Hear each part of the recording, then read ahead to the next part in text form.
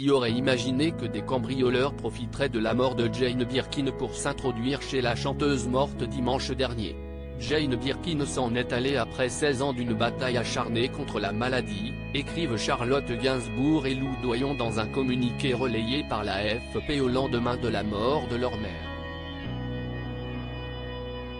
Depuis son AVC en septembre 2021, sa famille et le merveilleux personnel soignant ont été à ses côtés nuit et jour. Depuis quelques jours, elle marchait de nouveau, était motivée de reprogrammer son Olympia et avait décidé de reprendre son indépendance. Ce premier soir seul aura été le dernier. Elle l'avait décidé.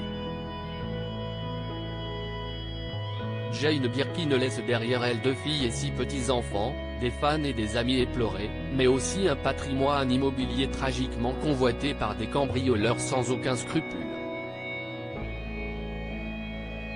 Dans la nuit du mardi au mercredi 19 juillet 2023, le domicile parisien où la chanteuse a rendu l'âme a été pris d'assaut par des individus.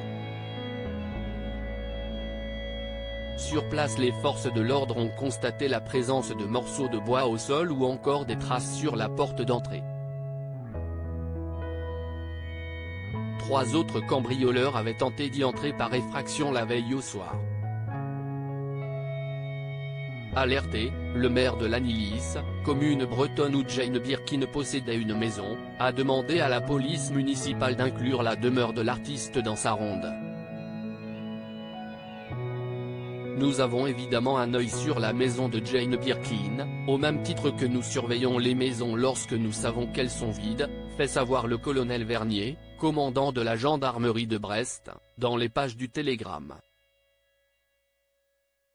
Où auront lieu les funérailles de Jane Birkin? Sur Twitter, le journaliste de la AFP Jean-François Guyot indique que les obsèques de Jane Birkin se dérouleront dans l'intimité familiale et amicale, sur invitation.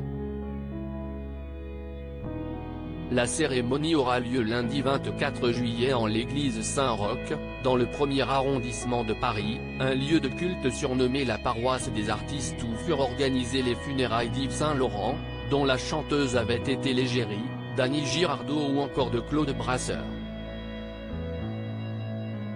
Emmanuel Macron a pour sa part rendu hommage à la mère de Charlotte Gainsbourg sur Twitter en évoquant le souvenir d'une icône française dont les airs et les images ne nous quitteront pas.